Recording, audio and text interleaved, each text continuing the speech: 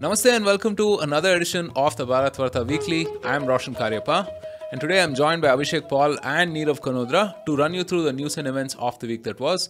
It's been a rather eventful week. A lot of focus on geopolitics in this episode, so if that's your thing, well, you're in for a treat.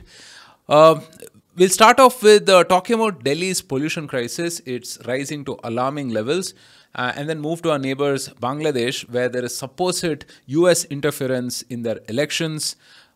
Then move to our other neighbors, Pakistan, which is deporting 1 million or so of Afghan refugees. Then the brewing tensions and the war in the Middle East, Hezbollah's threat of escalation to Israel and what that means. In some optimistic news, Saudi is eyeing a multi-billion-dollar investment in IPL. And of course, in unfortunate circumstances, we will also talk about the earthquake in Nepal. All of this and more on this Bharat Varta Weekly. If this is the first time you're joining us, don't forget to subscribe or follow our channel for more regular content on politics, policy, and culture. All right, with that, we'll get started. Hey Neerav, hey Abhishek, a lot to discuss today. So let's go ahead and talk about the pollution crisis in Delhi. Over the past week, pollution levels across the majority of northern India rose to alarming rates, breaching the safety levels over several folds. The national capital has once again found itself covered in a thick toxic haze with a score of over 700 on the AQI index. The sudden increase in pollution is linked solely to the stubble burning across the states of Punjab and Haryana, as it is a regular occurrence. The state governments, however, have resorted to restricting high-end cars, curbing construction, and blaming other neighboring states of sending fuming vehicles to quote into the city. Neerav, this is almost an annual occurrence, and we have this weird conflation of issues, right? We blame it on Diwali firecrackers sometimes, and so on and so forth. But this is pretty straightforward. Majority of this is because of stubble burning in Punjab, right? Considering that we have the same party in power in both these states, we thought it could be resolved, right? But why does the status quo exist right now? Okay, what you rightly pointed out. So I want to point out a few things. So earlier they have blamed on firecrackers and Diwali. This year Diwali is late. Every third year we have a leap month in the lunar calendar. So Diwali is in mid-November instead of late October, and so you cannot blame it on firecrackers. Two, if you look at the map of AQI, even just outside Delhi, in like rural Haryana or rural UP, etc., the AQI is equally bad. So you cannot blame it on vehicular pollution, right? So these two have to be removed. Third, construction is also a source of pollution. I agree. So that is one thing. And second thing is that as the climate changes, as winter kind of sets in, northern India typically has like a fog, which is during just after monsoon, there is a lot of moisture in the air. And when temperatures drop, this kind of comes as fog. Cricket fans also know that on Indian grounds, day-night matches, there's dew. So this is a problem. And because of all these pollutants being trapped in, it becomes smoke plus fog, smog, which is very bad. All pollutants remain trapped in the air, and it is very unhealthy, very difficult. Now, one was earlier, I think even last year or year before last, I think I would have said this, that Delhi is a rich state which has a bigger problem about these pollutants because in the city the air remains trapped, whereas you would say Punjab is an agrarian state. So the solution would be that to use higher taxes from Delhi, to use either incentivize farmers to use some sort of a harvester and use it to recycle it. See, but now you have same party in power, so probably it could have been done.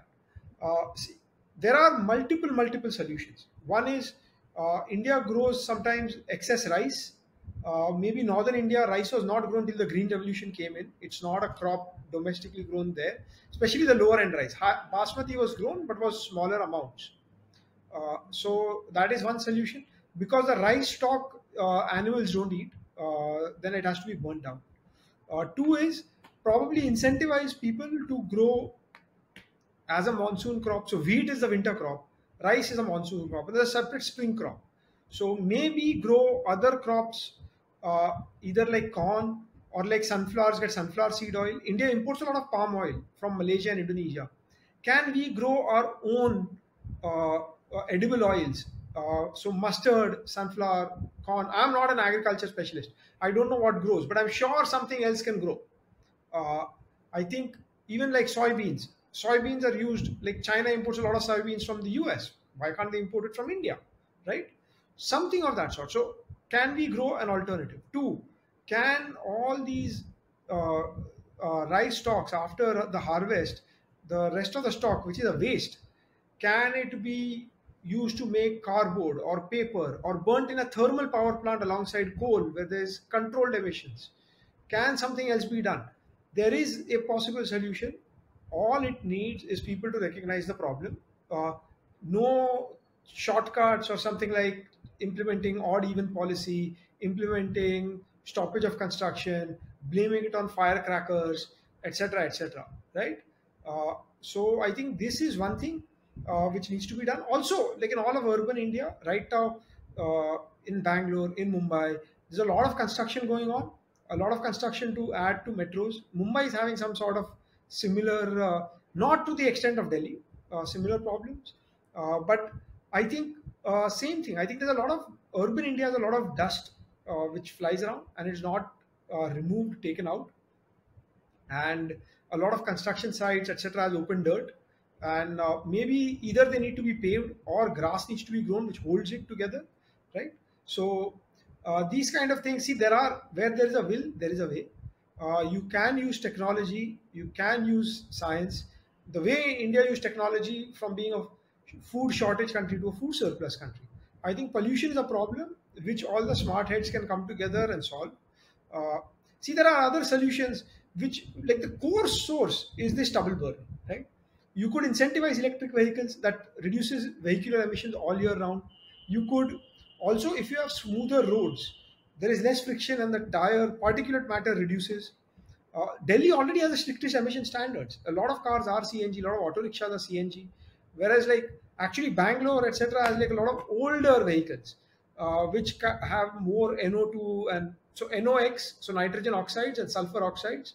So you can do all of those things. You can look at China. Like China also has had a severe pollution problem, which they have improved. They are not as good as you'd say. Oh, I've been to Switzerland and Switzerland air is very clean. Don't compare it to that. But China today is way better than China what it was 10 and 15 years ago. After the Beijing 2008 Olympics, they've gone piecemeal. It takes a decade. It's not going to happen overnight. It takes a decade, but we need to recognize the core problem and everybody needs to come together and solve for the problem. So if you keep staying in denial and keep saying, oh no, these vote bank politics, these guys will get upset and they won't vote for me, you're not going to solve the problem. And people need to make it a political issue and people need to raise this so that politicians always respond to incentives. That's the beauty of democracy. However bad, however corrupt they are, they all love power, want to be in power. If there's greater awareness, and I think Bharat Varta does like a great job talking about it. There are a lot of other people, but the whole question is, you do controlled things, putting up some small air pollution removal towers, etc. They're like putting a band-aid on cancer or like lipstick on a pig. I think those things won't work. Identify the correct problem, and can we work together with the farmers, with other entities? Can we make, I don't know, thermal power from it? Can we make some biodegradable stuff from it and work to a solution? Can we have an alternate crop growing pattern? No, I mean, the frustrating thing is, I think all this is a solvable problem, right? I mean, it's just unnecessary status quo for some reason, right? All right, moving on to some news from our neighboring country. Over the past couple of weeks, riots fanned and backed by the opposition parties have erupted across Bangladesh. The US wasted no time in lecturing the country on, to quote, free and fair elections and democracy. They also urged Prime Minister Sheikh Hasina to sit down with the opposition party and have a dialogue with them in the interest of a fair election. Prime Minister Hasina hit back at the US and asked whether President Biden will sit down and have a dialogue with former President Trump, and said that she would do if that happened. Well, spicy indeed. Abhishek, what do you see happening here? Yeah, I think for some reason Bangladesh has become a subject of interest for the United States now. Uh, Bangladesh has been under the Awami League government for I think 2008 onwards, and the last two elections have not really been, let's say, very competitive ones, right? I think the 2014 one, the opposition, the primary opposition party BNP, boycotted it, and in 2018, I believe they were initially participating in it, but then they sort of pulled out midway through the elections, alleging, the electoral malpractices, fraud, etc. So while Sheikh Hasina is someone who is sort of, let's say, she's left of center um, in the Bangladesh political spectrum, and she generally has had decent relations with India. The opposition is parties like the BNP and Jamiat Islamia and all, right, who are like much more to the right in the Bangladesh spectrum. You could call them Islamist or pseudo-Islamist parties, right? And under them, I think the situation for minorities was terrible the last time, the BNP was in power, right? So yeah, I think Bangladesh has this thing where whoever is in the government side of tries to really crack down on the opposition, and obviously there is a lot of checkered history between these parties, right? With people alleged to have assassinated leaders of each other's party and so on, right? For example, Begum Khalida Zia, who was the former prime minister, and like she's like the leader of BNP. Her son is the official leader, uh, but he stays in London because he has like murder allegations or assassination allegations, because he's supposed to have plotted an assassination of the current PM about 15 years or so back, right? So they have all these issues between the two parties. It's quite a violent political scene, as you said. There are like protests and riots happening right now. Now, I mean, we could think as to why the US would want to say bring in a power which is going to be a more Islamist sort of power, right, in the opposition. I think I read someone saying that quite simply that, what happens in US is someone might have lobbied, for the opposition. It's not like there's some grand design at play that they want to I disrupt mean, they've done India that in Iran Bangladesh as well relations earlier, or right? things like that. And so basically, all they are saying is, you conduct free and fair elections. They have, denied or pulled, cancelled visas of some members of the ruling party, etc., for having, um, helped in electoral fraud, etc., in previous elections, and so on. So, in many ways, they are trying to pressure the current government to sort of step down. Bangladesh has had a history of caretaker administrations coming in to conduct elections, but even those experiments haven't gone very smoothly. So, overall, it's a sort of very dicey situation. I think from an India standpoint, one hopes that whatever happens, the current coalition sticks along, because I feel like, or most people would say that the coming of the BNP or a coalition with the BNP at its head would not be great for India Bangladesh relations. Yeah, for sure. I mean that I was just thinking about that retort. I don't know if it would have come, 5 or 10 years back. You know, Yeah, it also shows that the world has kind of called US's bluff, right? I mean, it is to an extent signifying that the US has lost some amount of that political capital, geopolitical capital that it had in the world, I think. yeah. Well, moving on to our other neighbors. Early last month, the government of Pakistan gave 1.7 million Afghan refugees until November 1st to evacuate the country voluntarily or face a. Videos shared on social media show bulldozers leveling mud made houses to the ground as women, men, and children watched in despair. Several of these refugees have lived peacefully in the country for over 3 to 4 decades and say that they have nothing or nowhere to go back to in the Taliban ruled country. Pakistan argued that it is within its rights to follow its own laws, and its record of the last 40 years in hosting millions of our Afghan brothers and sisters speaks for itself, to quote. Well, this is a pretty sad situation, Nirav. Why is it happening at this point of time, and why, as the Pakistan spokesperson itself has said, why after 3 or 4 decades is this happening now? So, if you remember, the refugees, when did they start coming in? Was towards late 80s, 88, 89, when the end of like the Soviet Afghan war. And that is when Taliban was created to fight off the Soviets. And since then, the country has been in a state of chaos. There are a lot of inter-ethnic rivalries in Afghanistan. There are many ethnic groups: the Pashtuns, the Hazaras, the Tajiks, etc. And so a lot of people moved over to Pakistan. They stayed there as refugees. A lot of the cricket culture came to Afghanistan via the refugee camps in Pakistan. Right, that's where the Afghans initially learned how to play cricket. What has happened since? After 2001, the US war on terror, war on Afghanistan, that has taken like a long time. And then like last year, US went away and Taliban has taken full control. So this is going to be, one is like a lot of children who are like probably born in Pakistan. They've never been to Afghanistan. They need to go back. Why is Pakistan doing this now? So Pakistan is facing its own economic crisis, and sometimes everybody needs a convenient villain to blame your problems on. So you say, oh, you know what? We are a country of 200 million people. Our economy is down in the dumps.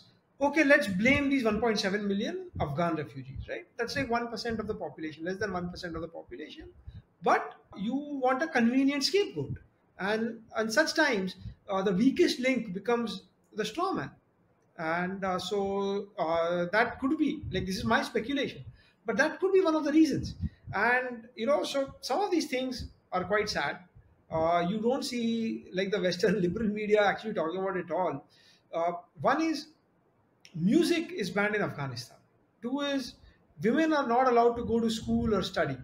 So a lot of women, there is actually, very interestingly, there is one music group of Afghan refugees in Pakistan, and they've been trained in music by some Americans. It is called the Miraculous Love Kids. These are young Afghani girls who play music. They play the guitar. After this, like just while researching for this, I looked it up. This now, such girls, young girls, if they go to Afghanistan, either like music is banned, either they get uh, probably executed or pelted with stones, or maybe married off to the Taliban leadership, etc., and be forced to stay inside the house and always wear a burqa, cover their face, etc. So this is not something which will come out of like compulsion, right? This is quite a big human rights issue. And here, see, the border between Pakistan and Afghanistan has been porous. There's been issues right from the days of like formation of Pakistan and like partition of India, 1947. So there are a lot of issues over there, and this is kind of like a very bad thing. And maybe the main reason what people feel is, oh, like the poor Afghans, they are coming in, spoiling our society, or they're like taking away our jobs, they're undercutting the wages for labor, whatever it may be. But this is a sad situation for about 1.7 million odd people, or almost 2 million people. And this is thing to like throw to kind of like change the narrative or like make people feel a little bit better, but this is not going to solve the problem. It's a scapegoat. It is a scapegoat. So it's a very unfortunate thing, but yeah, it is what it is. We'll see how it happens. Maybe the UN probably might pressure it, or this also could be ploy to get more funding from the UN, IMF, etc., etc. So who knows? Who knows what their calculation is? But I would say, like, if actually implemented, it would be very sad for those many people. Meanwhile, outside like the top four, I'm actually rooting for Yeah, Afghanistan for cricket team in Afghanistan. the World Cup. They won the match yesterday as well. So yeah, I mean, They are in the run for the semis. They are assured of a spot in the 2025 Champions Trophy. So, anyways, it's a very sad thing. Hopefully, something gets sorted out. all right, we'll stick with more geopolitics. In the ongoing conflict in Western Asia last week, the leader of Lebanon's Hezbollah, Hassan Nasrallah, has said his powerful militia is engaged in cross border fighting with Israel. He further threatened to quote realistic escalation and warned that the fighting on the Lebanon Israel border would not be limited to the scale seen so far. The US has warned Hezbollah and its patron Iran against entering the fray and has sent warships to the Mediterranean Sea, a move that Nasrallah claimed will not scare us. Abhishek, we've seen the warships go into the waters as well, right? Moving closer. It doesn't seem like a bluff, right? I mean, the US seems serious on this front, right? Because there seem to be a lot more investment on that, on all of the war preparedness and stuff like that, right? So, do you think this will become, a full-fledged escalation? Do you think Iran will join and so on? No, we don't really know. I think there's always a risk of the conflict, going beyond the current scope, especially as it continues for a longer time frame, right? Because whatever you and I think or say, I think broadly the narrative around the world is pretty anti-Israel. I feel like there are way more protests all around the world in favor of the Palestinians or Hamas, even in like major Western capitals. Leave aside the Arab world itself, right? So there is always a chance and scope that this one will go well beyond what is happening. One more thing I would say is that I think a lot of countries or powers probably feel that US is right now not at its strongest, right? They have probably an administration that is not very decisive, or they have a lot of their resources already committed to Ukraine, or they have spent a lot of their let's say firepower already on Ukraine, right? By giving them arms. There is also the scope of China, you know, doing some adventure either in Taiwan or on our borders, which will again sort of distract and cause a lot of multiple fronts to get opened. So I think it's kind of uh, not possible to make any predictions that that this will not spill over into multiple fronts. I think you when you have these sort of outfits like Hamas and Hezbollah, there is also the Houthis from Yemen who have been putting out rockets against Israel. I learned that actually some Saudis are actually intercepting some of them before they reach Israel, right? Who would have thought that Saudi Arabia would come out in support of Israel, at least in a limited way, right? Like few years back, that would have been unimaginable. So yeah, I think this conflict could go in many different ways, but uh, especially the longer it continues. Yeah, so last week I was listening to this podcast of Lex Friedman's where he had hosted Jared Kushner, who was a former advisor to President Trump, right? And famously they had this whole Abraham Accord as well with the folks in that region, right? Yeah, I mean it's crazy how things have have kind of fallen off from there, right? I mean, No, I would say, see, there is fundamentally a disconnect between. Uh, so there are like two different types of regimes you have. One, the regimes in UAE or Saudi, who are the ones who are sort of trying to have good relations with uh, let's say Israel, right, are autocratic regimes. That is, they don't really have to worry about the public opinion, right? So UAE, let's say, is a special case, right? Because it's like right? Dubai, Abu Dhabi have become like global cities. So let's leave aside Dubai. But if you take, let's say, Saudi public opinion, that is very different to what, let's say, King Salman's policy is, because he doesn't have to worry about his public opinion. So the more democratic these countries become, the more Islamist they will The more become, radical right? they become. More radical they become. Uh, so that's the gap, right? Where, for the example, the calculation behind this attack by Hamas, which let's say is backed or supported by Iran, is to actually cause this rift, right? Why would it stop Israel-Saudi relations? Because it becomes not compatible or not, viable anymore for the Saudi leadership to continue, because the public opinion and sympathies are with Palestine. Yeah, no, it's a pretty interesting time for sure. I mean, let's hope that saner minds prevail and it doesn't escalate into a full-fledged, World War III of sorts, right? Um, well, on to some positive news.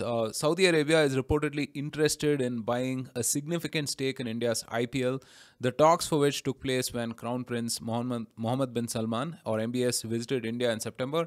The kingdom proposed investing as much as $5 billion into the franchise, valuing it at $30 billion, and it would help lead an expansion into other countries.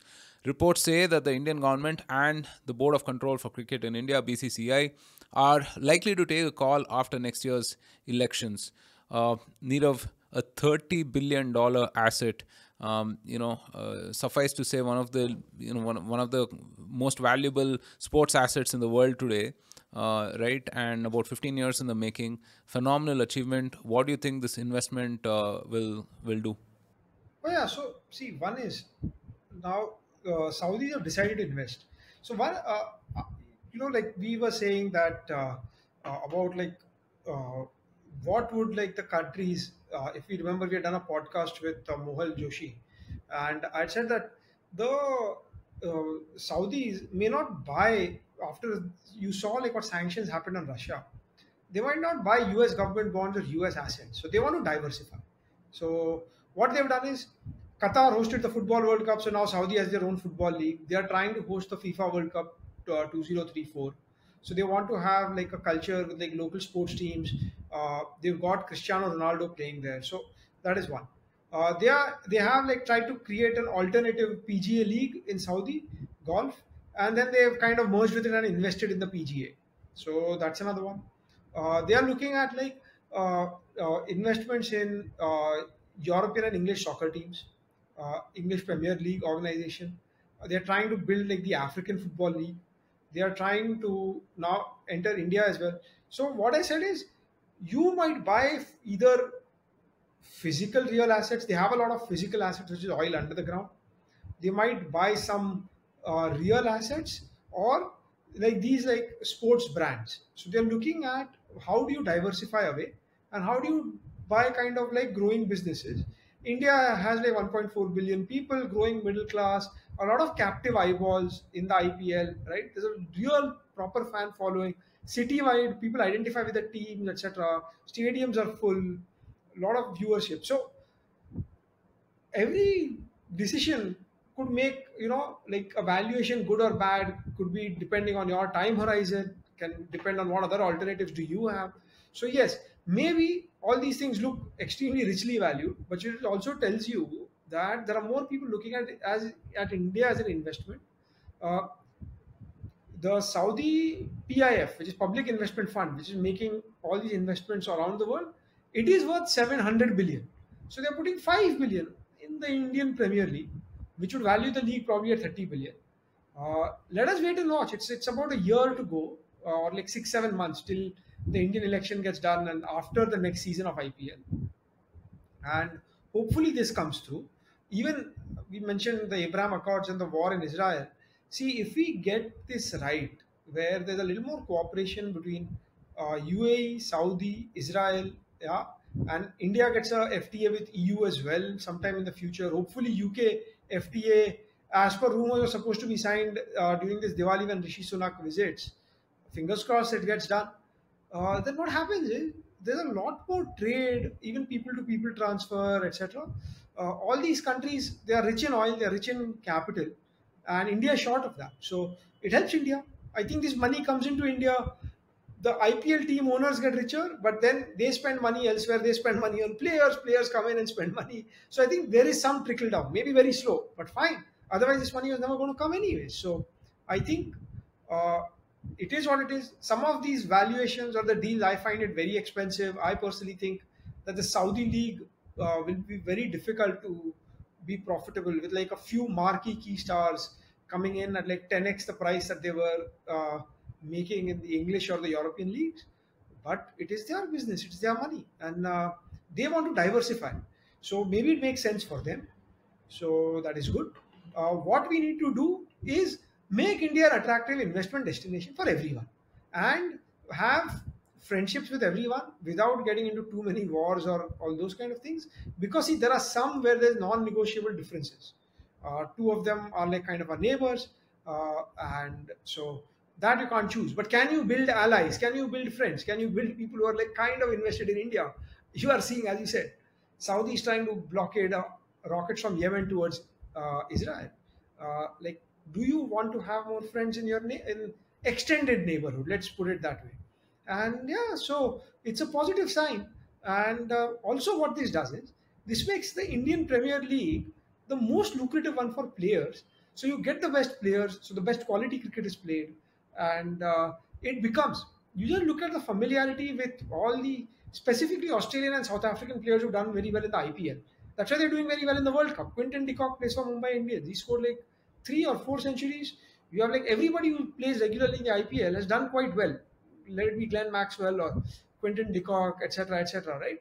So uh, this is also like a positive. You get more people coming in, and as they spend more time, the way the stadium at Dharamshala, like I'm sure it's going to get India a lot more tourism in the future.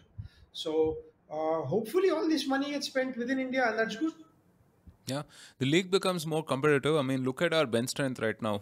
Poor guy Ashwin is sitting out, right, and he's perhaps the best spinner in the world at this point of time, right? And in terms of Saudis pouring in money into assets, I mean, 50% of SoftBank's Vision Fund was Saudi money as well, right? So I think the Vision Fund was $100 billion, so close to $15 billion. So really, the $5 billion is a drop in the ocean in that Yes. sense. I think they are also keen to follow the UAE or Dubai template, right? Where they are building this mega city Neom, right? With like astronomical costs, right? Yeah, crazy. Yes. So And I think the idea for them is also to make Saudi like a popular tourist destination for Indians. I think that is like the big play if they come to the IPL. yes, so IPL, Aramco is already sponsor in the IPL as well as this Cricket World Cup. I'm telling you, like, apart from South Asian expats or like construction workers who live in Saudi, no Saudi person is watching cricket, right? That is fine. I'm saying financial decision. Nobody in India watches American football either, or not too many, right? But maybe as a financial decision, if somebody wants to invest over there, it is fine. It is like it's a commercial decision, and they're making this commercial decision. Sometimes, if you overvalue something, it's somebody else's benefit, so that's good. But whichever way, and it could be a win-win. See, it could actually be a win-win if this really league takes off, and if India really becomes like a $10 trillion economy, etc., by 2030. All of this could be like a very smart investment. Who knows? You might be overpaying at today's valuation, but maybe in like in a decade timeline, this could be, because you may not be able to get such deals later on. So yeah, Yeah, I mean, absolutely. think about it 15 years back, right? Or even maybe, I mean, what was the last team that I think probably Pune or something, No, right? no. One of So those Ahmedabad and Lucknow, the two teams which came in, right? came in at So what was the valuation? I mean, how much did they buy it for? A few thousand crores at least, right? yeah, and like about just about 1,000 or something. Another one. No, I So would say Adani. the team valuations are in hundreds of crores, So not 675 crore, Adani bid for the Ahmedabad team, and he was outbid by this private equity firm which actually owns Gujarat Titans, right? So Lucknow was the RPG group and Ahmedabad, and Adani was a low bid. He was for one time the richest man in the world, right? So he also didn't think that it was worth, say, probably that much. The WIPL, he's got the Ahmedabad team in the women's IPL. Yes, they might have overpay. They're thinking to overpay versus the last valuation, but No, I think it's not clear actually what this investment entails. Is it into yes. new teams, or is it like taking us equity in the IPL, So initial reading and seems so equity in on? the IPL. Yeah, Initial thing I seems don't like think it's a taking team equity in the investment, IPL, but yeah, which will also mean that the maybe BCCI will have to let go of some of the control, right? I mean, it'll dilute their yes, control. yes, and or else maybe they could get a Saudi-backed additional one or two teams. Maybe it becomes a bigger league. We don't know, but yeah, like see, they've done a lot all over the world. So they've made some money in the Vision Fund. They've had some duds in the Vision Fund. WeWork being one of them. So see, they will make some money someplace, lose some money someplace. All that is fine. If this money is coming in, it just shows that India is attractive enough that people are thinking about it. That's all. Absolutely. All right, finally, late Friday night, Western Nepal suffered an earthquake of a devastating magnitude of 6.4.